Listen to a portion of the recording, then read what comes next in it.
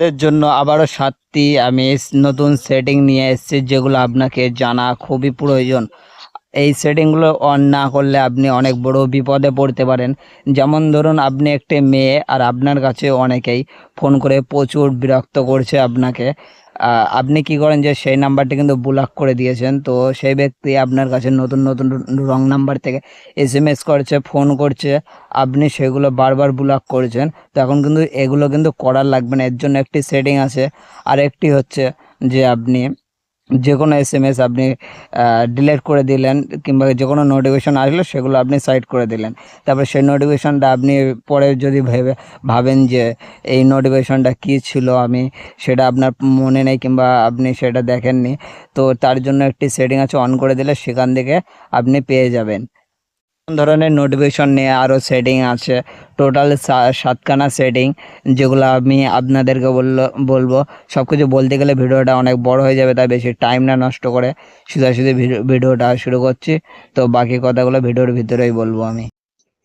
আপনার ফোনে যে ডোন্ট ডিস্টার্ব মোড বলে যেটা আছে, সেটা হয়তো জানেন না যে আপনি কি কাজ করেন, কি কাজ করে এই ডোন্ট ডিস্টার্ব মোড থেকে, সেটা কিন্তু আপনি জানেন না। তো তার জন্য আমি বলবো যে কি করবেন। আপনার দেখেন, যেমন ধরুন আপনার কাছে প্রচুর কল আছে রং নাম্বার থেকে, আপনি সেগুলো কি করেন যে ব্লক করে দেন, একটার পর একটা কতক্ষণ ব্লক করবেন আপনি। তো তার জন্যই এই ডোন্ট ডিস্টার্ব মোডটা, যে মোডটা আছে, তো আমি সেখানে চলে যাওয়ার পরে আমি দেখাবো। এখানে যে ডোন্ট ডিস্টার্ব মোডটা আছে, এখানে এই যে ডোন্ট ডিস্টার্ব মোড, এটাকে আমি অন করে নেব। অন করে নেওয়ার পরে এখানে কলে আসবো। কলে আসার পরে এই যে হলো দেখতে পাচ্ছেন, এটা মানে হচ্ছে সবাই আপনাকে ফোন করতে পারবে। এটা যারা আপনার কাছে নাম্বার আছে, যাদের নাম্বার আপনার কাছে আছে, তো আপনি শুধু তাদেরই কল কিন্তু আপনার কাছে আসবে। আর তারপরেরটা হচ্ছে, এটা আপনি সিলেক্ট করতে পারেন যে কে কে আপনার কাছে ফোন করতে পারে। হতে পারে আপনার কাছেও দিন রাত এসএমএস করে কেউ আপনাকে ডিস্টার্ব করছেন, তো সেটাকে আপনি বন্ধ কি করে করবেন।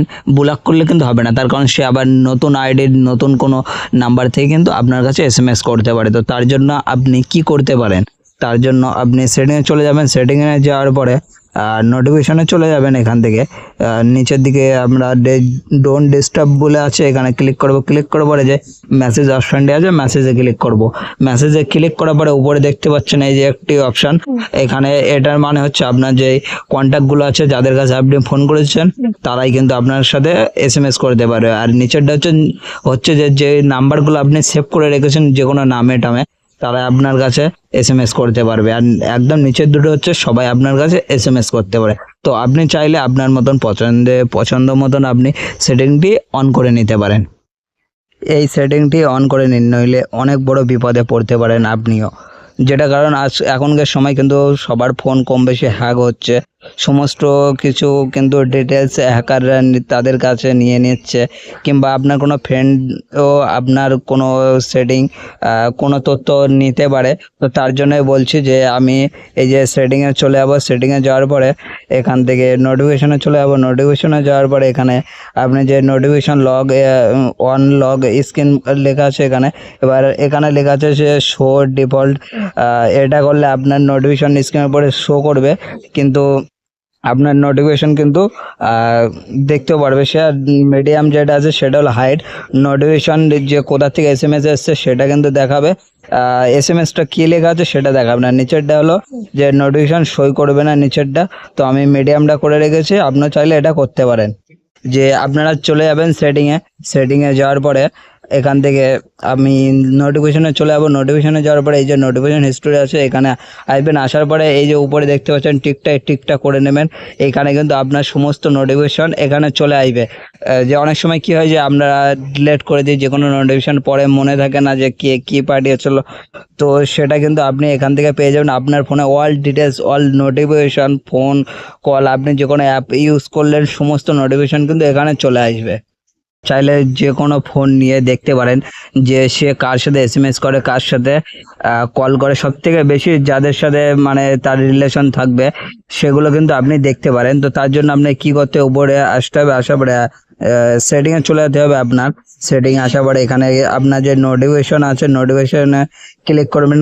ক্লিক করার পরে এখানে যে অপশানটি দেখতে পাচ্ছেন এই যে এখানে কিন্তু ক্লিক করবেন। ক্লিক করার পরে এই যে দেখতে পাচ্ছেন এখানে যাদের সাথে বেশি সপ্তাহে রিলেশন থাকা যেগুলো আছে সমস্ত কিন্তু এখানে চলে আসবে। আপনি চাইলে এখান থেকে দেখতে পারেন। আপনাকে কেউ যদি কোনো এসএমএস করে হোয়াটসঅ্যাপ হোক ফেসবুক হোক যে কোনো জায়গা থেকে কোনো এসএমএস করলে সেগুলো আপনারও সেই অ্যাপ থেকে আর দেখার লাগবে না। আপনার এই স্ক্রিমের উপরেই কিন্তু নোটিফিকেশন শো করবে, যে কোনো এসএমএস স্ক্রিমের উপরে শো করবে। তার জন্য আপনাকে কি করতে হবে, আমরা সেটিংয়ে চলে যাবো। তার জন্য সেটিংয়ে যাওয়ার পরে এখান থেকে যে নোটিফিকেশন অপশানটি দেখতে পাচ্ছেন এখানে ক্লিক করবেন। ক্লিক করার পরে এখানে যে বাবলস আছে এখানে আসার পরে এটিকে অন করে নেবেন। এবার এখানে দেখতে পাচ্ছেন উপরে যে এখানে দেখুন যে স্ক্রিনের পরে নোটিফিকেশন আসবে, তাতে ক্লিক করলে আপনি সরাসরি তার নোটিফিকেশনে চলে যেতে পারবেন। তো আপনারা যারা যে কোনো অ্যাপ থেকে নোটিফিকেশন আসছে, এই যে উপরে এখানে কিন্তু নোটিফিকেশন আসে জানেন, তো এখান থেকে কিন্তু যেমন ক্রোম যে অ্যাপটি আছে এই যে অ্যাপটির ক্ষেত্রে বলছি, তখন এটা সব ছেলেরাই কিন্তু ইউজ করে। এখান থেকে নোটিফিকেশন আসে উপরে, তো সেগুলো খারাপ নোটিফিকেশন হয়, অনেক সময় ভালো নোটিফিকেশন হয়। তো এগুলো কিন্তু আপনি চাইলে বন্ধ করতে পারেন। তার জন্য নোটিফিকেশনের সেটিংয়ে চলে আসবেন। আর যদি এখান থেকে না পান উপরে সার্চ করার অপশন পেয়ে যাবেন, এখান থেকে নোটিফিকেশন অপশনে চলে আসবেন। আসার পরে এই যে অ্যাপ নোটিফিকেশন আছে এখানে ক্লিক করবেন। ক্লিক করার পরে এখানে দেখতে পারবেন অনেক রকম অ্যাপ আছে। এখান থেকে চাইলে ফেসবুকে যদি কারোর প্রবলেম হয় কোনো নোটিফিকেশন বন্ধ করবেন তাহলে ফেসবুক থেকে করতে পারেন। আমি ক্রোম থেকে দেখাবো। তো এখানে চলে আসবেন। আসার পরে নিচে দেখতে পারবেন এই যে সাইড নোটিফিকেশন আছে, এখানে অল সাইড নোটিফিকেশন।